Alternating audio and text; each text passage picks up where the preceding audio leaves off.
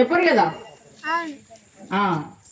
మీరు ఎవరైతే తాగుతున్నారో వాడు మన అబ్బాయి అయినా ఇంకెవరైనా అది అతని ఆరోగ్యాన్ని ఖరాబ్ చేస్తుంది.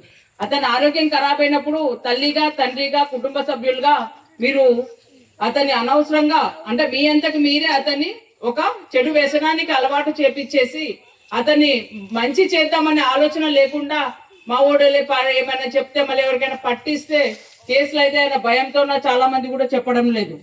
అటువంటి వారికి ఏమి అంటే అట్లా అలవాటు ఉన్న వాళ్ళు మాకు చెప్తే మేము ఏం చేస్తామంటే ఒక కౌన్సిలింగ్ ఇవ్వడము, లేకపోతే వాళ్ళని అడిక్షన్ దగ్గర పంపించడము, అంటే రిఫ్రెష్మెంట్ చేపించడం వాళ్ళకి అటువంటి కార్యక్రమాలు ఉంటాయి. కాబట్టి అట్లా ఎవరైనా ఉంటే మీ దగ్గరికి మా దగ్గర రావడం మీకు ఇష్టం లేకపోతే మీ కన్సర్ట్ పోలీస్ స్టేషన్కి, లేదంటే మీ దగ్గరికి కానిస్టేబుల్ ఉంటే, లేదంటే మీ ఊరు పెద్ద మనిషికి ఎవరికి చెప్పేసి వాళ్ళ ద్వారా మా దగ్గరికి రావడము, లేదంటే సీక్రెట్గా ఫోన్ చేసేసి మీ నెంబర్ మాకేం తెలియదు కదా, జస్ట్ పలానా చోట పలానా వాళ్ళు తాగుతున్నారమ్మా అని చెప్పేసి మాకు ఇంటిమేషన్ ఇస్తే వాళ్ళను మేము మేల్కొల్పుతాం.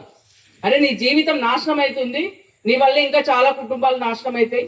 ఒక కుటుంబం నాశనం అయిందంటే ఊరు నాశనం అవుతుంది, ఊరు నాశనం అయిందంటే ఆ పక్కల సొసైటీలో ఉన్న ప్రతి గ్రామంకి వ్యాపిస్తుంది. ఇంతకుముందు గాంజా డ్రగ్స్ అనేది పెద్ద పెద్ద పట్టణాలలో ఉంటుండే, ఇప్పుడు మనకి ఎట్లయిపోయింది ఇంటి పక్కలకు వచ్చేసింది. అవునా?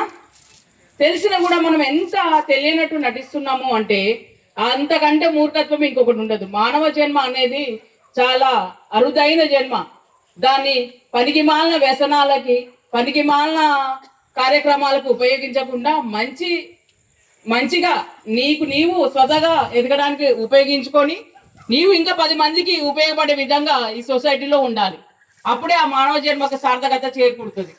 తర్వాత మీకు రోడ్ యాక్సిడెంట్స్ గురించి బాగా ఎక్స్ప్లెయిన్ చేశారు. అంటే ఒక కన్న తల్లి తను కష్టపడి అంటే ఒక రోజువారీ కూలీ పని చేసుకుంటూ కూడా ఆమె ఒక బైక్ కొనిచ్చింది.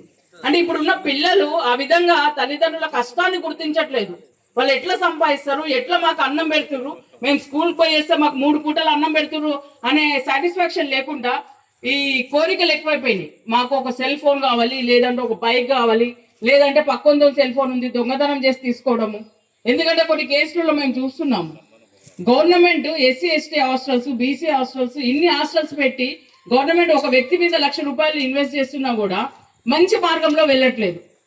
అది ఎందుకంటే తల్లిదండ్రులు ఎప్పుడైతే మీరు గుర్తించి అరే ఇది కాదు ఇది అని మీకు పూర్వం రోజుల్లో మీ తల్లిదండ్రులు మంచి మార్గం చెప్పినందుకే మీరు ఒక లెవెల్లో ఉన్నారు, కష్టపడాలనే మనస్తత్వం వచ్చింది. అవునా?